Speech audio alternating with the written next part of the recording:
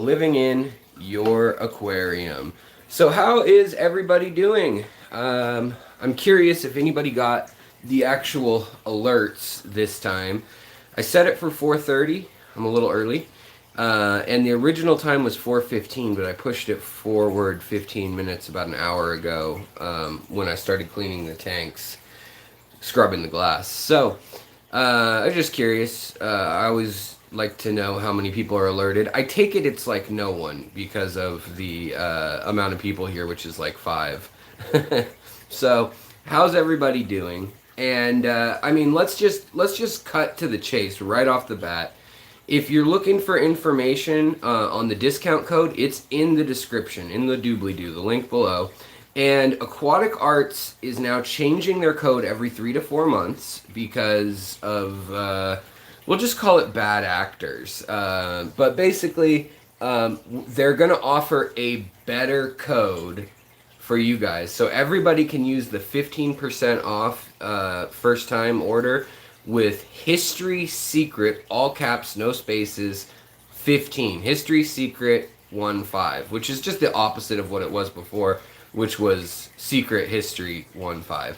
And then if you've used that in the next 2 to 3 months or whenever they send a new code, then you can get 10% off after that. And as always, I'm going to save some of the money that profit makes, and we're going to set that aside, Aquatic Arts and I, and that will go back into the giveaway. So the more people you tell about the code, the more people who use the code, you get entered into giveaways, basically. And we're going to give away to people who don't need to buy anything so that it's an open contest, sweepstake, whatever you want to call it, so that there's no purchase necessary, essentially, but it's heavily weighted. So if you bought something from Aquatic Arts, you get 100 entries into the random number generator assigned to your ID tag from the transaction, whereas random channel users will just get 1 entry from my subscribers.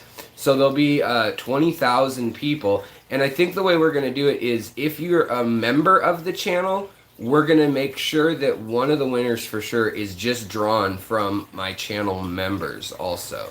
So whenever we do a giveaway, I mean, that's another incentive to get, for $1.99 a month, you'll then get entered into the giveaway, which we should be doing a $100 gift card, a $50 gift card, and then some free shipping, maybe some $25 gift cards, which, just kind of covers shipping kind of thing, more often now. So yeah, that's kind of the news with Aquatic Arts. Also, I'm teaming up with them, as I have been, but more specifically, I'm going to be doing some of their species profiles. So, I'll probably be doing some long-form versions of that are like 20, 25 minutes long about, like, the history of the expedition when we talk about a region, or, a whole biotope. Maybe we'll talk about Lake Inle, or the Orinoco Delta, or, whatever, something. And then we'll also have new shorter form stuff, I think, where I'm going to try to keep it to like 6 to 10 minute long content that is just care, where they're from, water parameters, and basic reproduction stuff, like if you can breed them in captivity. So I think that way we'll have kind of a quick version of the what do you call it? The quick version of the species profile will be for people who, just don't want to hear any trivia, don't want to hear any side story, backstory, or oddball, other things about other fish that may tie in, evolutionary things and whatnot. And then which to me, like, just Google it. That's why I haven't done content that's that concise, is because I figure if you guys are curious about something, you can just look up the info sheet on Seriously Fish or on Wikipedia or whatever. So, in any case, Curtis St. Martin, yeah, they do. The problem, yeah, I've talked to them too about that, is it says that it looks like, yeah, 80% of their stuff's out of stock. when in reality they really carry about 50 to 100 species at a time, and they leave the old posts up so you can set it so that you get an email for them. And so it may appear that they have 500 species and 400 are out of stock, you know, which is just kind of a tease in some ways, but in another way, they want people to use that to say, like, give me an email when you have it, and then that way they know, like, okay, we've got 4 people wanting that, so let's really make sure that we source that fish, even if it ends up being more expensive. Because usually they'll try to source fish completely either tank raised by breeders and family farms and things, or they'll import them from really good sources, wild sources, and things like that. So yeah, and they will try to find what you ask for, especially if multiple people ask for it. I mean, if they can get it, they'll order it. That being said, that's why sometimes you'll see something like a rainbow fish, where maybe a Chilantheri, Wapoga, Alani, Alani, Chilantherani, Alani, Wapoga, a beautiful fish, but very specific. Maybe they have the Wapoga collection point, and it's $5 more than you've seen it at your local fish store. But that one is maybe, I don't know, Decay collection point. I don't even know if it exists in that river. But it's because of that better quality genetics. They're really big on tracing back lines and things like that. So it's really for serious fish breeders. In that sense, yes, you may be able to go to a big box store or a local fish store and get some of the bread and butter species cheaper. That's for sure. But for oddballs, if you want to start breeding, plecos or cories or other nanofish that are really hard to find and unusual, they get really good quality lines, and then they hold them in quarantine usually 90 days. And they have a new bigger facility, so that will make it so they don't run out as much. Also, they're going to be carrying a lot more shrimp, and they're making new products. I'm actually gonna hopefully be working with the product development side of things a little bit, and so you guys should be able to see some of the stuff, if there's food, or for instance, they found a less expensive version of the shrimp lollipops that for a while they were really, really expensive, made by who was it, Shrimp King or Dennerley, or someone like that. And they were great, but they were just really expensive, whereas they've found a retailer that can do it for like about, I think if the package is $20, usually I think these ones are like 14 or 15 comparatively for like a 12 pack or whatever. But in any case, the links for all the discounts and stuff are in the description. Also, the other link that I've also mentioned that I want to try to do just to supplement. And by the way, thank you so much. I see a super chat came in. Thank you. I really appreciate it. Curtis St. Martin, thank you so much. Appreciate it.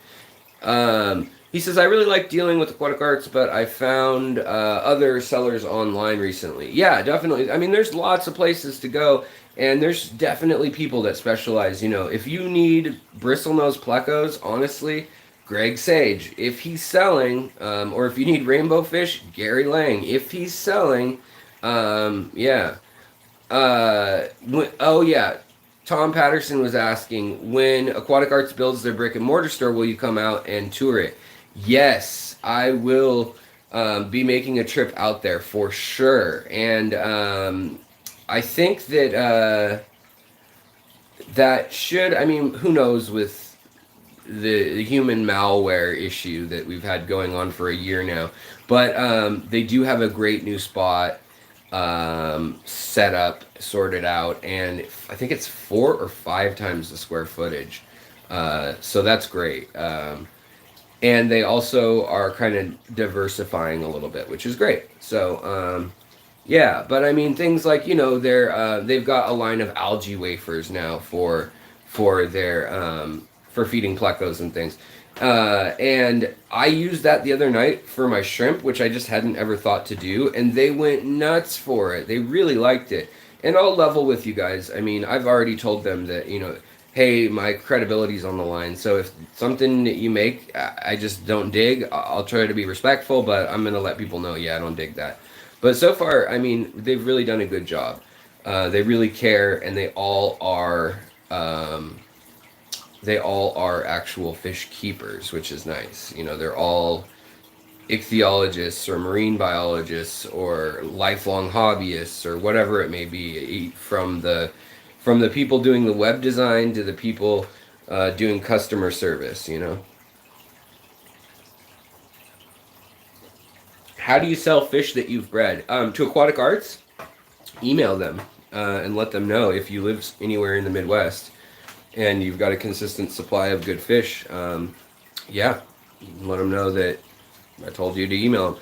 I'm also working exclusively with them, so I should be the only YouTuber. I mean, they might do some other social media platforms with other people, but YouTube, we're gonna kind of double down and really try to, in the next year, solidify that partnership. Also, now that we have the new fish room, they're gonna really try to furnish things and listen to you guys now that they have a real dedicated marketing department. Before, they just, you know, were a mom and pop store, and now they're growing because of you guys, because of me, because of all of us. So thank you for that. And also, another super chat just came in. Thomas, thank you so much. $5 super chat. I really appreciate it, brother. Let's see here. Curtis says, I bought a L144 Pleco in Florida and chain loaches and zebra loaches out of California. Yeah. The L144As that they have are so nice at Aquatic Arts. I'll show you. Right now, mine I've had growing growing out for a long time. I guess years now. I'll show you. I'll have to show you guys. I'll put down another pellet of the bottom feeder algae pellets that they have, so you can see no plecos are in front right now, right? So we'll put down a pellet and see what happens, and maybe we'll put two. We'll put a piece of each kind down. We'll use the Hikari and we'll use Aquatic Arts. How about that? And then over here, the adults are somewhere. Oh, there's Mama. Well, she doesn't want to be seen, I guess. She's back in there. And Papa's somewhere too. But these, yeah, they have great lemon plecos. The babies aren't so lemony. They're more like white when they're young. But as they get bigger, they get more lemon usually. So yeah, let's give them some little treats and see how it goes. And we'll do the same with the shrimp. And then if you guys have any questions or comments, of course, feel free to ask. That's what this stream is for as well. So here are their wafers. And you know, honestly, I'd kind of forgotten that they did these. I hate to admit, but all right, so we got some of their wafers. We'll break them in half.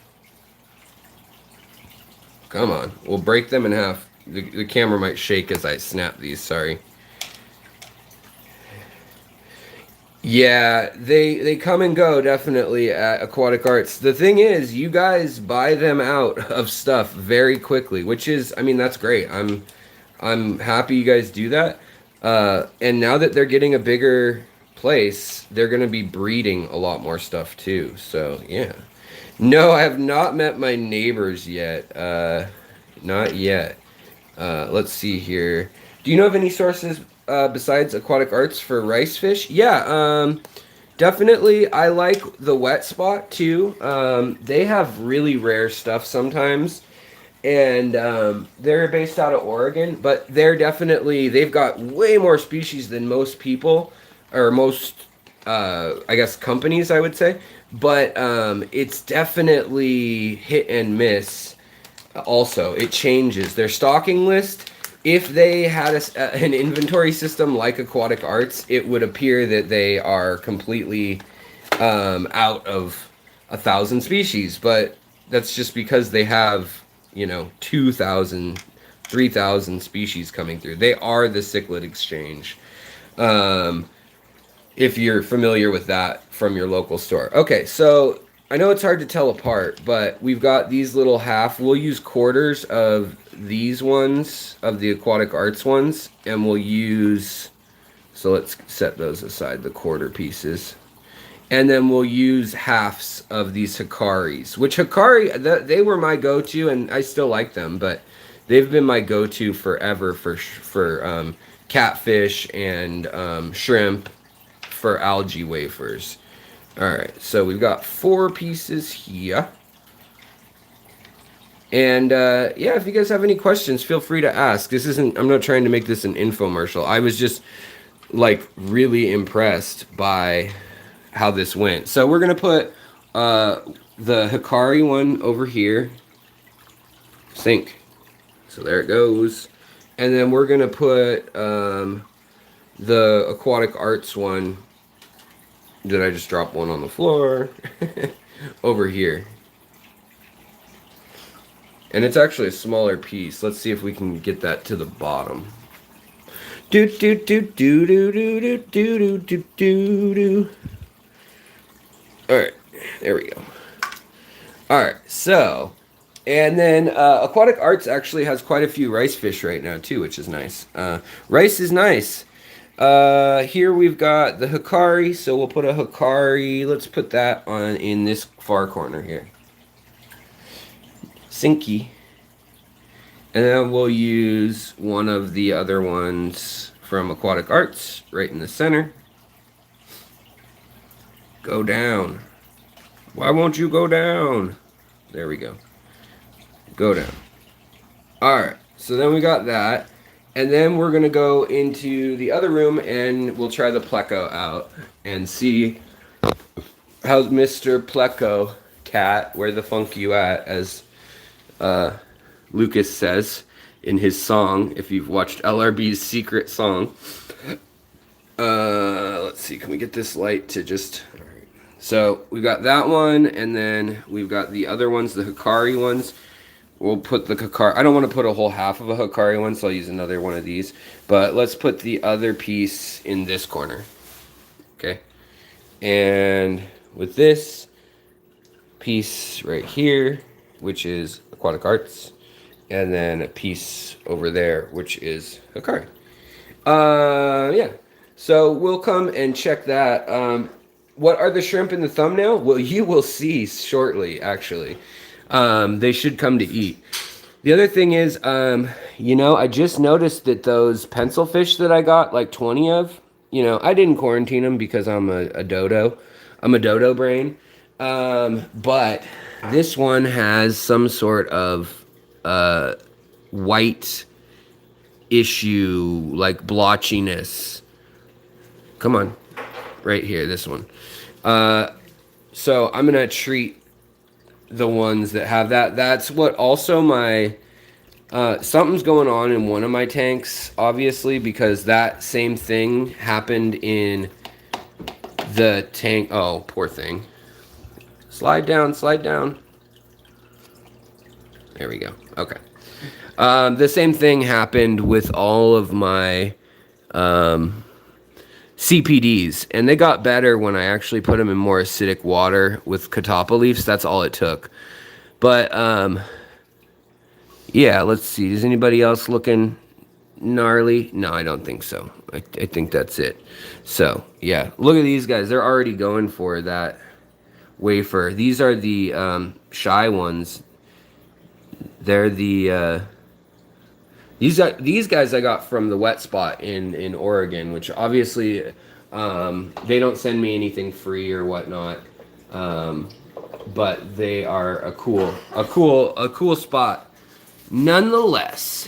Let's see here, what else? Oh, fish and tank dicks. Thank you. I appreciate the super sticker. I do. Let's see here. So, does anybody else have... I'm just, like, when I see that, and I don't know what illness it is. At first I was worried it was columnaris or velvet or something, but I think it's like a slime coat issue. And Now we've got them starting to come in. They're starting to go for both of them right now. But look at how active these guys are. That's the male there with the color on its tail. This is a Nanochromis Perilous. And just a cool fish. And all these little orange and black, the orange and black cories I got, they're Venezuelan, and I got them from Aquatic Arts. There's a bronze cory. They're actually the same species. Yeah. Now, it appears that the algae eaters, these two algae eaters, are going after the other one. But all the activity is going on here. So, I don't know.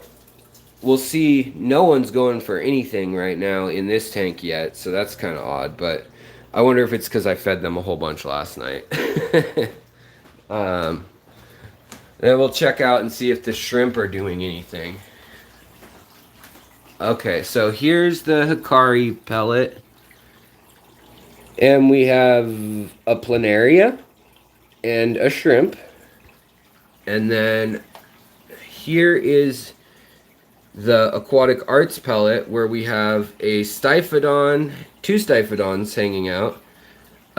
We have a billion shrimp and a catfish coming to it. So, yeah, I mean, this is what impressed me the other night, was I saw this, and just wait, they'll pile on like crazy. These are the Malawa shrimp, Malawa caridina.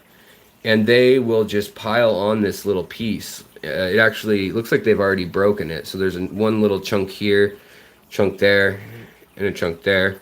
And then over here, now we got a couple shrimp here. So let's get the light back over them. So we do have the Hikari. The shrimp do like it. The planaria, gross, have come out to eat it. So there's like 4 planaria on it. But in any case, so I just wanted to show you guys that yes, it's a fan favorite amongst the fish. Shrimp in this tank, again, even the Apistogramma are interested in it. And look at this. There's the one versus the other one. So the Apisto's interested in the Hikari. The other one, I believe, I don't actually remember which one is which, but they're eating both quite a bit in this tank. So I guess there goes both good products. But do you guys remember which one I put in the corner? My mind's too scattered already. In any case, but I'll try to hold the camera still. Sorry, guys.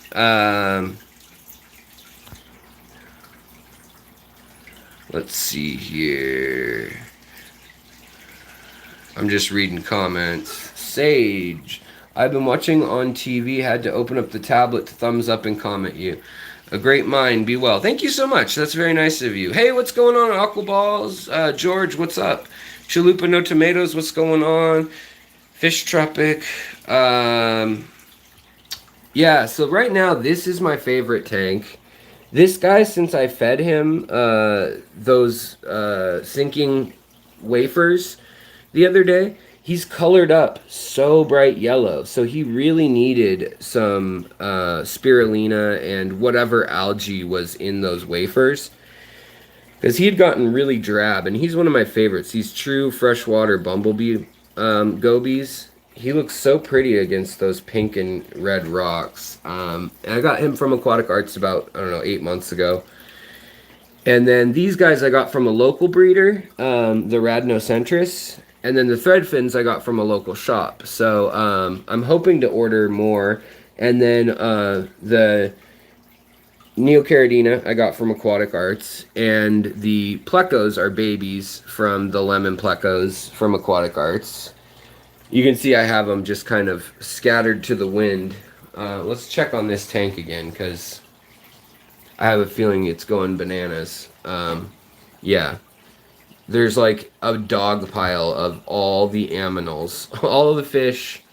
Everybody's interested in it. Whereas this one has some planaria and some random... Like the shrimp already gave up pretty much. It looks like they try it, and then they leave and they go to this one. So look at that, and that's a pretty obvious taste test difference. Now, the other thing I was curious about, maybe somebody smarter than I am about these for sure. I mean, actually, I know y'all are smarter than I am for sure about these. But in here we have the gold, and I like to use a turkey baster to get old food out. That's one of those Hikari wafers from the other day. And just old plant stems and debris. I just don't want it to break down into ammonia. But these gold cichlids, gold eye cichlids, I should say, gold eye dwarf cichlids, since I put them on white sand, they don't seem happy. I mean, I'm going to get them more hiding spots, but I'm trying to keep an eye on them. They're kind of in quarantine at the moment because one of them died. And I'm almost positive it's because I accidentally smushed him in that other tank with the rocks. But they're just not eating very well either. There's one in each of these little huts. So I'm just cleaning up their doorways also with the pipette, or with the turkey baster. Turkey baster is my favorite thing about, or in the fish room. Look at all the shrimp in there. Those are Malawa, and then they're also Gold Nebula from Aquatic Arts. So, yeah. But also I found that the panda loaches and my blue dreams adore them too. Also, I got some Sing Tang Bucephalandra, or Bucephalandra, Bucephalandra. I guess it's named after Bucephalus, the horse that Alexander the Great had. But I love this little guy. He's just so fun to watch. He needs friends, though. So as soon as I can, he's going to get some friends sent out. Let's see. John. Alex, any ideas on how to get Rhinogobris zoii, I don't know how to say that, zoii, to get to breed? They're fat and full of eggs. You know, my guess would be... Oh, look at these guys go. My guess would be that you want to...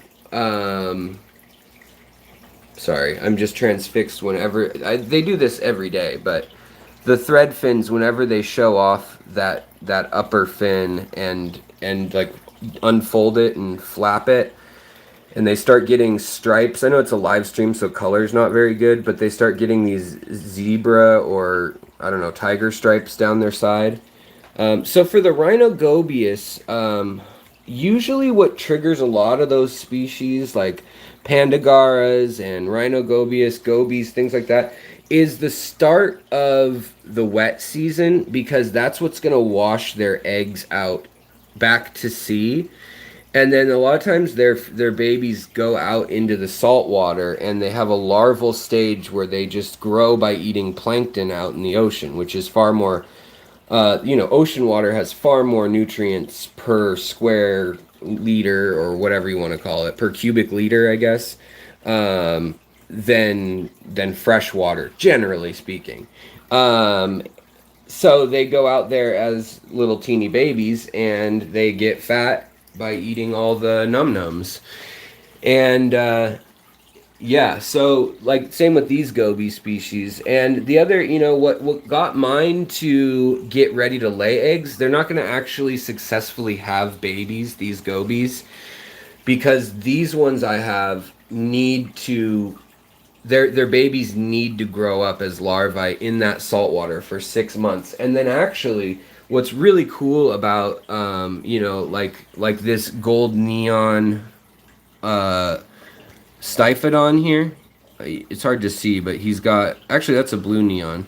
He's got yellow finnage and then like a cobalt blue luster to him.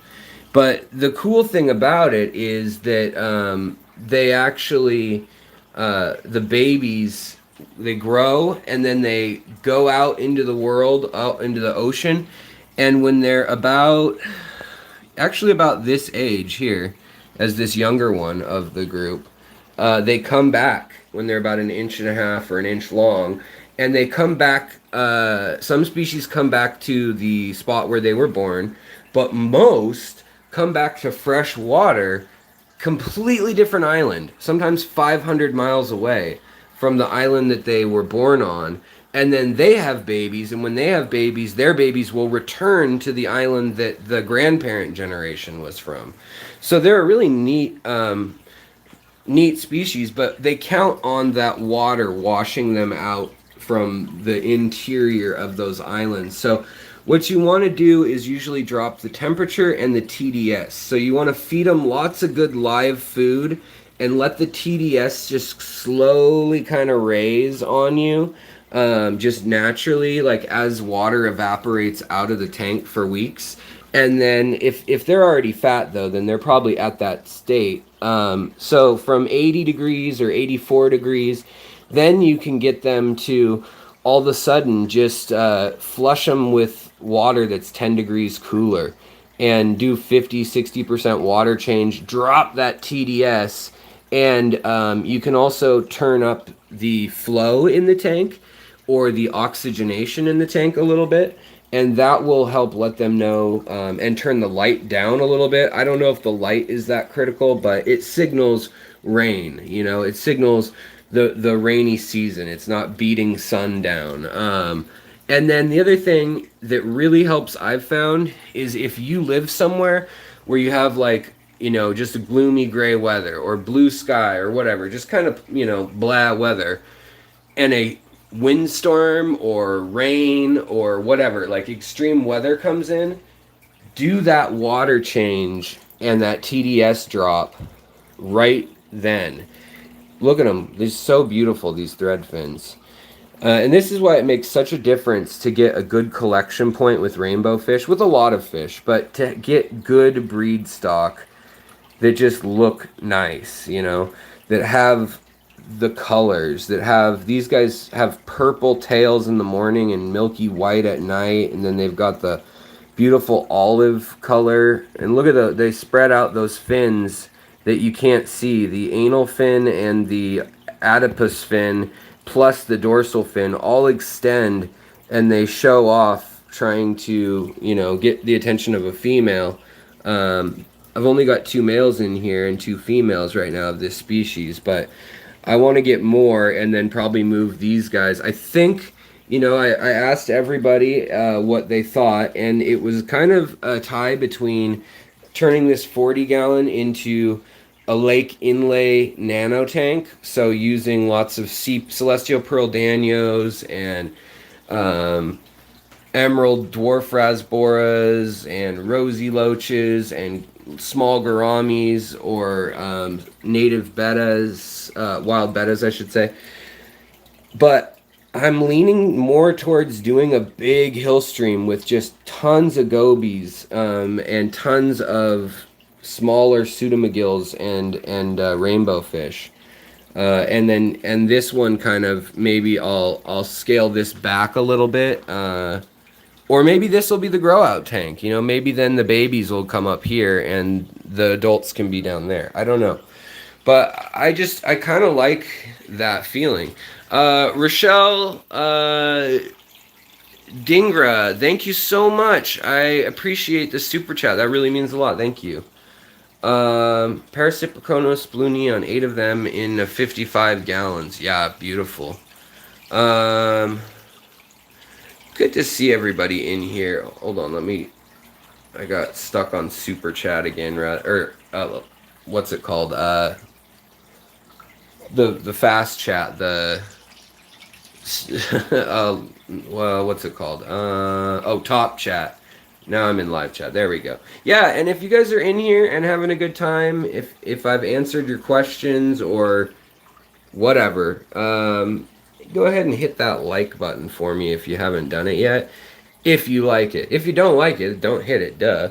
But, yeah. So I want to get more of these gobies. I'd love to collect. There's 32 known varieties to science, but in the hobby, there's at least 40 varieties. So I'd love to stick with kind of these small, interesting gobies. And now that I've found that they'll eat these algae wafers, and so far they're staying pretty fat and fit eating those. They don't just before they really needed biofilm. So this rock had to always have moss and biofilm on it. But now that it seems like really reliable that they'll eat that stuff, now I'm gonna try. And same with the bumblebee, freshwater bumblebee goby. He was eating this pellet last night for like 12 hours straight, just munching on it and hanging out there with the shrimp, with all these Neocaridina shrimp. So you know, before I couldn't get him to eat anything. I had a really hard time when he was up here.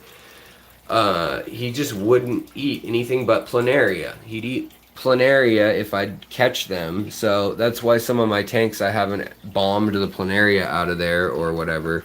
And then also I want to breed these Rhamnocentris just because they're so unusual in the U.S. hobby. They're very hard to find. I've never seen one in a pet store or a local fish store for that matter. There they go. Wee. See these guys, everybody likes to mention, dude, there's a white dot on their nose. That's cottonmouth, or that's velvet, or that's this or that. No, it's that they get so carried away that they ram their face into the glass all the time. So I've tried to define the glass a little better in this tank by putting you know, there's stuff on this end, there's a rock on this end and this, and then there's on the back there's a black mat so they don't see their own reflection so well. And then here they'll still smash into the front of the glass, but if I'm standing here they know that they can't keep going. But yeah, I just love these guys. They're so beautiful and so fun to watch. This tank is just, you know, I haven't had a hill stream tank set up in a while, and get the power head going in here, and they all just kind of line up and go in and out of the flow and then kind of duck down into here. And I've got boost growing on these rocks, so hopefully these anchor roots will start to grasp onto these rocks. Actually, you can see it's already happening. Look at that. And so very cool. Jen Yu, thank you so much. $4.99 super chat. I appreciate it. Congratulations on your new home and new fish room. Thank you. Thank you very much. I appreciate it. Yeah. The other thing, the blue Neocaridina are doing really well. I don't know what changed, but a lot more babies are surviving and growing. No idea why. I wish I could tell you. I wish I could tell me. And then the panda loaches are doing great. They're just doing their thing. They're all adult now.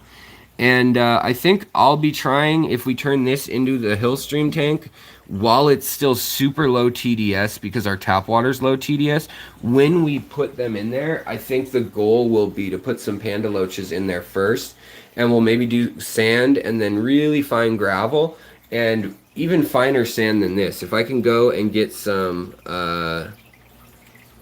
you know, sand from a local creek or something, that would even be better.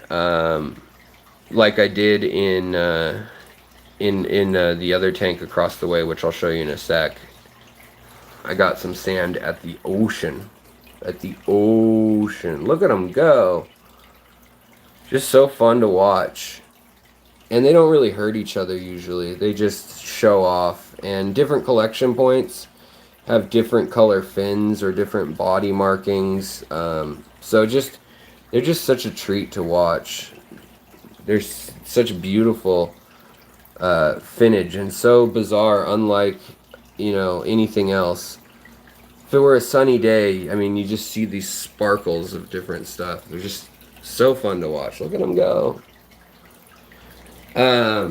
But yeah, over in this tank here, this is actual sand from our ocean in Washington, which is all granite and quartz and basalt that's mashed up. And that will, it gives you a really fine but heavy, dense sand, which is nice. It really stays low. It doesn't ever get kicked up like pool filter sand, or as they call it, sugar sand from beaches that are predominantly coral or shell-based sand. That also raises your KH a whole bunch. This stuff doesn't do any of that. And then also, it acts as a cap in like a third of the space. You can see the grains, and here you can see the layer where the bacteria grows, where it gets anoxic. You can see right there. Look at this guy crawling around. I wish that the live streams had better clarity and color, because they're just so fun to watch, those guys. I have a deep substrate tank. Definitely. Fish and Shrimp by Rich. I have a bunch, actually. That's deep. That's super deep. And then I'll show you... Oh, that's deep. And then let me show you in the other room real quick. My wife got home, so we're gonna leave her alone. But I'll show you... Wanted to show you that, look, these plecos... Oh, they came and they're all eating. Well, I scared them a little bit. But they're eating. There's Mr. Pleco. Look at that belly on him. And his babies. And all of the Venezuelan orange cories and all the other babies are all over in that corner eating the Aquatic Arts ones. Yeah, where is Chevy at? And there's the female. I guess she chose the other... she chose the blue pill, I guess, as you would say. And the Siamese algae eaters are just chasing each other like mad. I think they're of spawning age, because something just clicked and now they're just going after each other or with each other nonstop 24/7. But you asked about, oh, here's all the plecos. Look, they're finally coming down. And yep, they are eating the pellet. But the other one, they don't seem to care about. This one here, there's one. They all seem transfixed on that one. But yeah, the blue gourami is my wife's. That's her fish. And he is nuts. Or she, I should say. She's a she.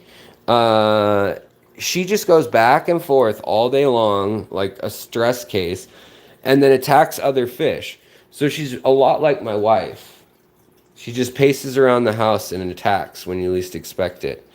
No, it was just my wife's birthday, so happy birthday to my wife. A lot of you saw that on Facebook and wished her a happy birthday, so thank you. These guys are like hurting each other. I'm gonna have to split them up, even though they do such a good job with the black beard algae. These reticulated hillstream not hillstream. Get hillstream out of your head, Alex. These Siamese algae eaters, with the reticulatus in their Latin name. I mean, they're starting to pull. They're starting to pull little scales off each other. See this? Watch when he turns around. But when they have that black diamond on their tail, and they don't have a line down their body, that means that they are the reticulatus. The ones with the line down their body don't really keep eating algae their whole lives. They kind of just get fat and lazy and start eating your other food. You think I'm gonna get crap for saying that about my wife, but the secret is, dun dun dun, she's right there. So she knows it's all in good fun, and that she wears the pants in this fish room. So it's all good. I'm happy as long as I've got this. I threw a surprise party yesterday, so I think I have got a pass. I can rib her a little bit for a while. Oh, also I moved the albino crebensis into here, and I got them their little hut. I think, you know, they're probably in the back where nobody can see them. And I don't know what they're doing. Let's see if I move some plants, if we can find them. There's the female.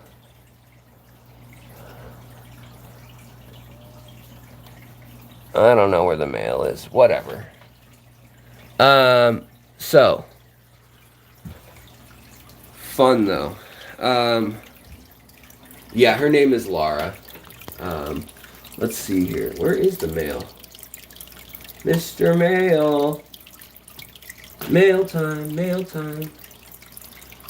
Where I can't. Sorry guys, I know you're looking at something completely different than me, but it's a 10-gallon tank. I want to know where the male went. It's always frustrating when a fish disappears in a 10-gallon tank. Unless they had a baby over in that corner. Oh, there he is. He's in the very far corner, in the dark.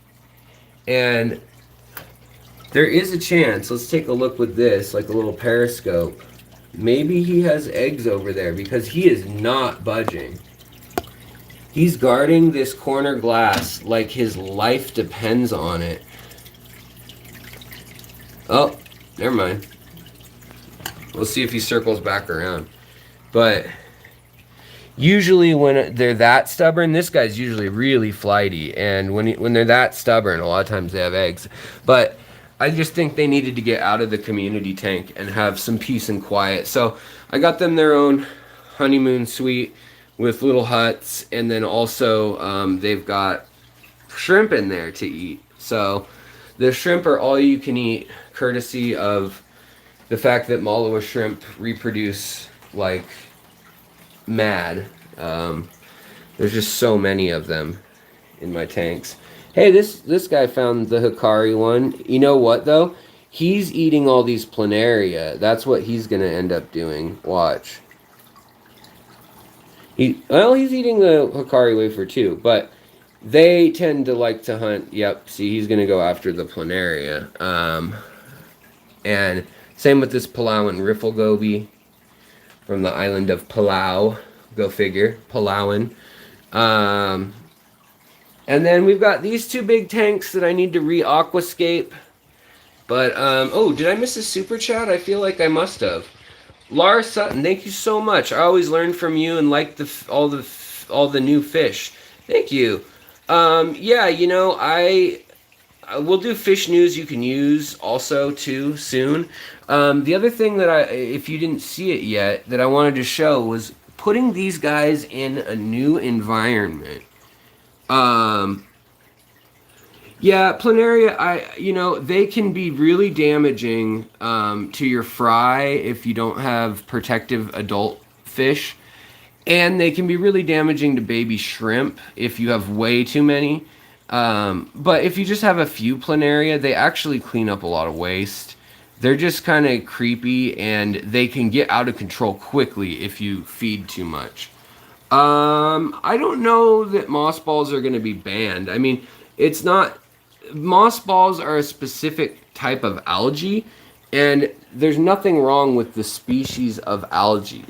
What's wrong is that in Ukraine, they're harvesting them on, I think it's the Black Sea, with zebra mussels. But see these little reed tetras? They have turned blue. Their body has this beautiful greenish blue hue to it.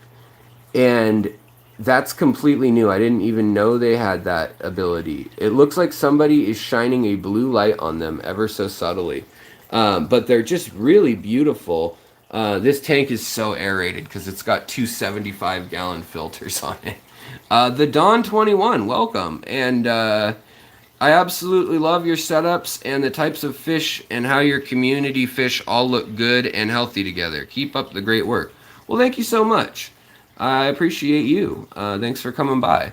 Also, Sergio is a little more upright than he has been the last few days, but he's got a lot of... his head is really big. Really big. Like, he's got a big bump on his head, which the male angelfish can get when they spawn. But I don't know, I'm worried. I think he's just getting really old, too. I mean, I don't know how long angelfish live usually. I mean, mine usually don't live over 3 to 4 years. He's almost 5 now. So I just feel like, I don't know. But I'm sure somebody's like, oh, I've had angelfish for 30 years. You know, who knows? And then these angelfish, she's so ready to lay eggs also. Alishon, what's going up? Welcome. Good to see you. And then we've also got down here, we've got the female green dragon pleco. And somewhere we've got a longfin albino, or I don't know what you'd call her, white cream, buttercream.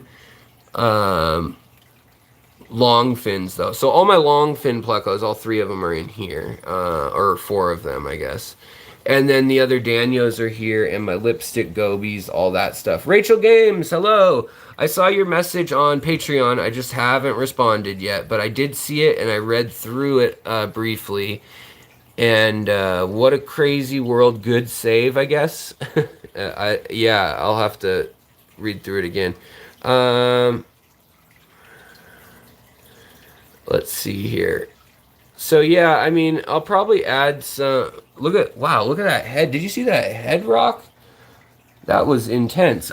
I didn't know that their head moved that much on its own. Those barbs there, it just shook its head like crazy.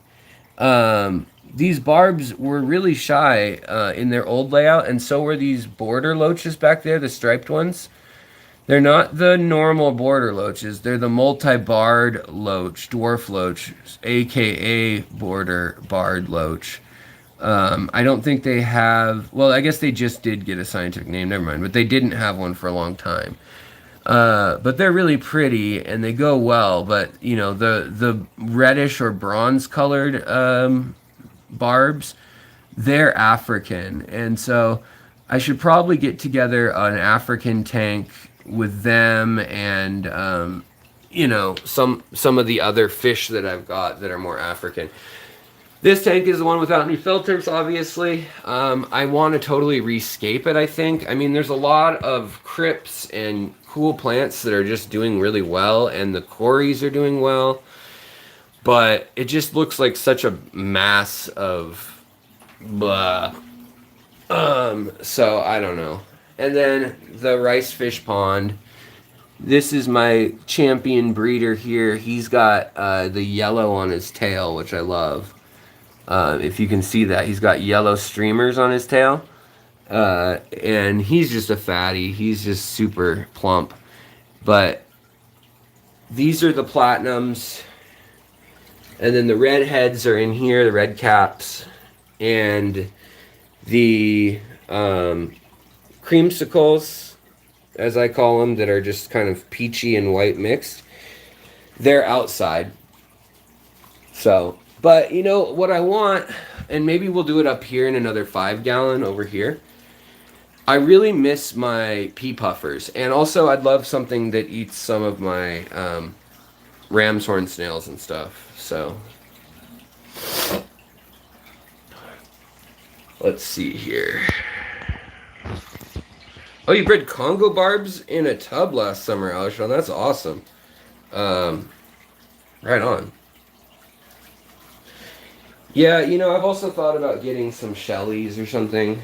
I don't know. And then I've got Gambusia in that bowl over there that are going to go out into the pond soon. They could probably go out now.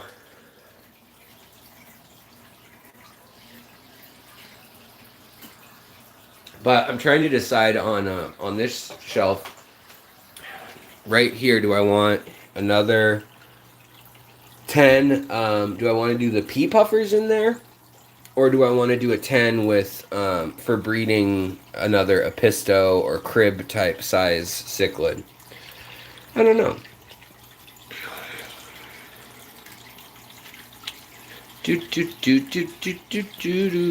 Average fish keeper, hello.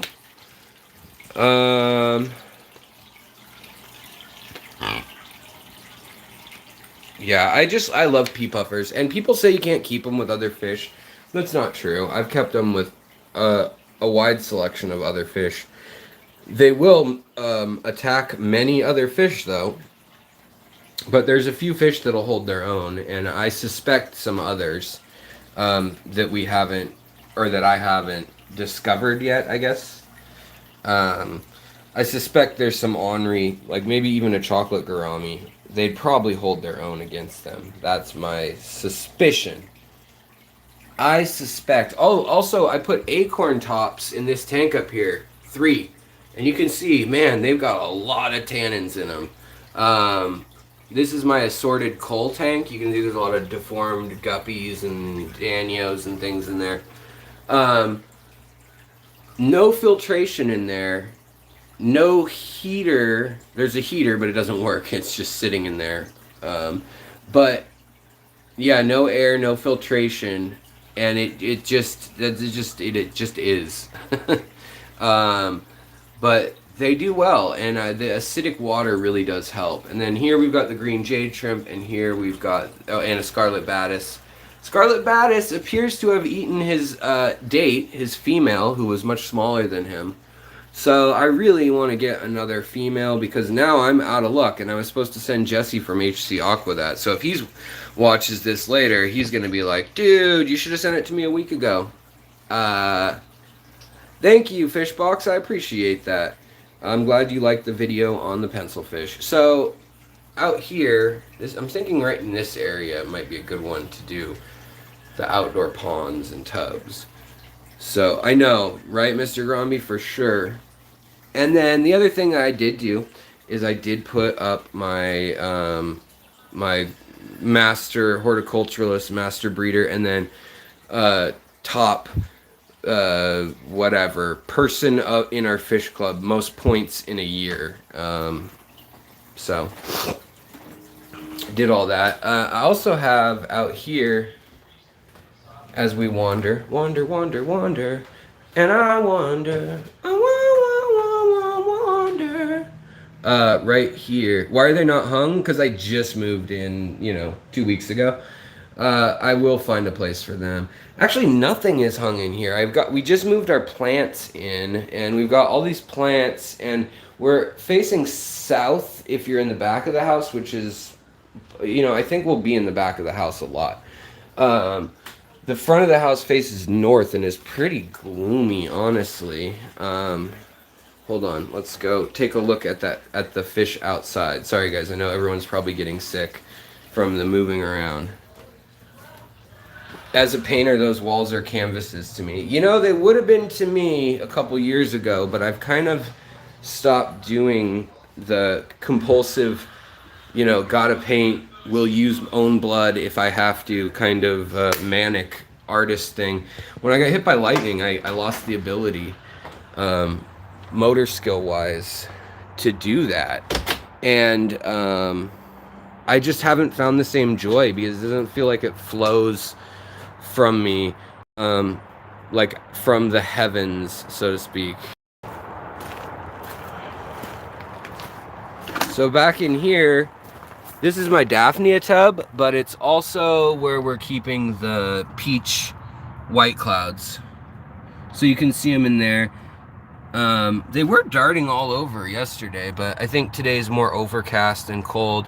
I'm trying to get some Valsinaria, some jungle val, metallic red jungle val to start growing in there. And yeah, so oh, right on, the Dawn 21. Not white cloud, sorry, rice fish, peach rice fish. There are raccoons around in this area, but they haven't come yet. It's very odd. There used to be a dog here, and I think that they still smell it because I've watched them literally. I'm a night owl. I'm always up at night, and they come and they walk down the street, but they don't come onto our property. They go onto both neighbors pretty frequently. But I do have a lid that I can put over them at night. And then when the raccoons get on top, they sit on it and they make it worse for themselves. What's the low end temperature for rice fish to spawn? The lowest I've seen is probably about 55 or 60. But I don't know how much of that was eggs that just took longer because they were cold. Because most of the time the eggs take 20 days for me anyways. And so if that's in 70 degree water, 20 days, then in 55 or 60 degree water, they might take 30 days just because they're cold-blooded and it slows down their metabolism. So it could be something like that, but I'm not 100% what their lower end of that is. But they definitely, oh, you got a new pH pen, George, huh? New pH pen, any recommendations on how to use it? Yeah, I mean, what I would do is calibrate it first if it comes with the powders. So there's 3 powders. There's like 4.1 and 5.8 and I don't know, 9.1 or something. I'm probably totally wrong on those numbers. But you get these powders that are called calibration reagents. and you mix those in water, and then you put your unit in there, and you should have a mode where it will say 6.4, and if it's somewhere near there, then you're able to go up or down on your pen, and it should self calibrate to knowing that it's 6. Like a lot of the cheaper ones, you hold calibrate and it'll know, okay, this one's 4, this one's 6, this one's 9, and those are big enough differences that it knows, okay, I'm close to this. It won't get that far off miscalibrating. But once you get it calibrated, what I would do, George, is I do have a video on how to calibrate them, actually, and on TDS pens and stuff too also. But what I would do, George, is I would make yourself some concentrated tannins. That's what I like to do. So get like a big pop bottle, soda bottle, or glass bottle is even better. I mean, some people worry about the BPA leaching and stuff. I don't worry that much because I don't think in a fish that lives a year or two, I don't know how much leaching is going to really affect anything in that fish. It could, I guess, but I'm not that worried about it. I drink stuff out of those bottles, so I'm probably in way more trouble than the fish.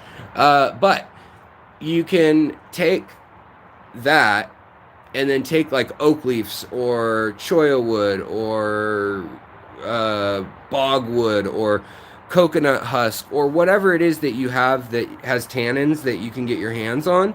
Get that and then boil it or sub boil it, like parboil it, where you bring it up to boiling and then bring it up to boiling for like a minute or two just to get the water, disinfected, and then bring it down like to the point where it's not rolling anymore, the boiling, and just let it steep for a while, and then you can pour that after, and you're letting it cook off too, so it's steaming really heavily, and you let that cook off, and then you'll end up with water. So then what you can do with your pH tester is test that water, and then that way you can make 2.0 acidity, like really concentrated black water that's like coffee colored.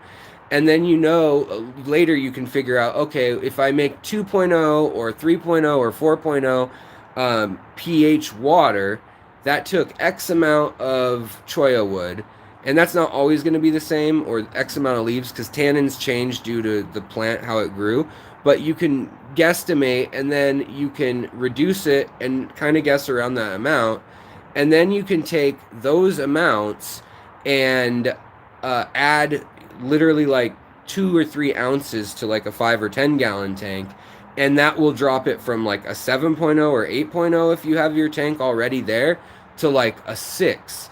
And so for some of the fish and shrimp that spawn at lower pHs, it's nice to have that bottle that you can add to your bucket during a water change, and then pre-mix the water so that the pHs aren't mixing and swinging on the fish. You can pre-mix them with that tannin water. So that's one thing I really like to do, having the pH pen. But also when you have a success in the fish room, check the pH, and see what it is. Thank you, Muppet. I appreciate you posting the link. So yeah, but I'm gonna go around one more time in my head, not make you guys dizzy, but and let you guys know that Aquatic Arts new codes for the next 3 months. They'll be changing every 2 to 4 months. I don't know, and they'll be for a bigger discount now. So you can get 15% off with the code History Secret, all caps, and then 15. Once you've used that code in this period, then you can use History Secret 10 and get 10% off. Now, the big plus in using this code, rather than their newsletter code or some promo that's running weekly, still works on clearance items, still works on new arrivals and sale items too. So that's a big discount when they've got something like that. And then it also is, like I said, a portion of that money that is profit, they put into their marketing budget, or essentially into a fund to give back to us as my viewers, you guys as my viewers. and me for free stock. So when I get fish from them, you know, I'll buy $100 worth. They'll send me another $100 in credit or whatever. Um, so it kind of works out that way in sort of almost like a commission style, but for prize money for you guys. So instead of keeping that as cash, that section of it, I give it back to you guys when we do the giveaways. And we haven't done a giveaway in a while, so you guys are due for one. But I decided that now channel members, starting at $1.99, you'll get 100 entries into the giveaways that we're doing. And any channel subscriber, don't have to buy anything from anyone, you'll get one entry. So you'll get one entry. So there's 20,000 subscribers or whatever now. So you'll be 1 in 20,000 if you just do that. If you buy something, you'll be 1 in 2,000 if you buy something from Aquatic Arts. If you're a channel member, you get another 100 points. So you'll be 1 in, what, 200 chance, I guess? Is that right? Yeah, 1 in 200 chance right off the bat. Although it'll be thrown off because more people will be members. But that's just a way to give back to you guys for both supporting the channel and supporting Aquatic Arts. So yeah, I should have some giveaways soon, and we should have a big unboxing from them coming, I think, later this coming week. So lots of cool stuff on the way, lots of new tanks going up, lots of stuff. Rososa Aquarios, did I say that right? Big hug from Portugal to the US. Thank you. Big hugs to you too. It's great to have viewers from across the world. Great to see you. Thanks for stopping in. I know everything interesting at Aquatic Arts sells out fast. I know you got to check. The weekends are when to check for sure. They just added more stuff again too. But they do sell out quickly. Like I said, they just got 4 times the floor space, and they're building it now. It should be in fall that they'll be up and running. But yeah, you can set alerts so it'll text you or email you, I guess. And that's what I do, and I'm gotta buy it, you know. I tried to get the half beaks the last like 3 times they had them, and I couldn't get them. I mean, you'd think I could get them, right? Like maybe I'd have a little bit more of a chance, but they had, I guess they got like 100 in, and they just sold in less than an hour or whatever. I mean, it's crazy. Some of their things are very popular. And I guess we make it worse when we're all stoked over micro crabs or panda loaches or whatever it may be that year that we're all digging. Or if I do a feature on something, it probably doesn't help it going out of stock. But what we're going to try to do going forward is order more stuff in, consciously knowing that, man, that sold out quick last time. Let's triple the order or whatever. So we're working on it, and I'm working more with them now. So yeah. But in any case, I got to get out of here. I just wanted to stream. I did my wife's birthday yesterday, so I couldn't stream, but I wanted to kind of just update y'all, give you the codes, because I know I promised those for a while, and I mentioned them last week, but wanted to make sure that there was a video that just spelled it out loud and clear. All right, you have a good night. Wasosa, I appreciate it. Yeah, so I'll see you guys later in the week. I'll see you on Tuesday, and hopefully we'll have a historic / informational video. I'll have it finished for you guys, hopefully, in the next few days. So, thanks for stopping by. Thank you so much, Super Chatters. Thank you so much, mods. Thank you so much, lurkers, watchers, and fishy folks all around. If you could smash that like button on the way out, as the kids say, I would appreciate it. Or the dislike button, whatever floats your boat, whatever makes you feel better. Go ahead and do that, and I will greatly appreciate it. Links, as always, in the doobly-doos. Also, links to my favorite stuff is usually in there. So if you ever want to buy something on Amazon, it doesn't cost you anything, but it does give me a commission of like 0.5% or 2% or 3%. Depends on what the thing is. If it's electronics and like books and stuff, music and media, it's like almost nothing. But if it's pet stuff, then it's like 2 or 3%, I think. So, and it doesn't take that off from you or anything. So if you ever want to shop on Amazon and want to support the channel, just click on any link. And once you're on Amazon, even if you buy anything, the fact that you came there from my channel helps out the channel, and that's really helping. And I know I'm harping on ways you can help support the channel monetarily, but I'm just letting you know, I'm in this new house. I'm really trying to go strong and really trying to make you guys good content, good information, keep good fish tanks, and have interesting stuff and be receptive. I'm trying to answer questions every day on the comments and things. So thank you guys for all you do and all your questions and love and thoughtfulness, and I will talk to you guys later. Take care. Whoa, Rachel Games, thank you so much for the channel. $5 super chat right as I'm about to sign off. I really appreciate it. Thank you, Rachel, and I will message you on Patreon in the next couple days. Sorry about the delay. I've had a lot of emails lately, like a few hundred this weekend, and I didn't do much yesterday, but thank you so much. I really do appreciate it. All right, guys, I'll talk to you later. Bye.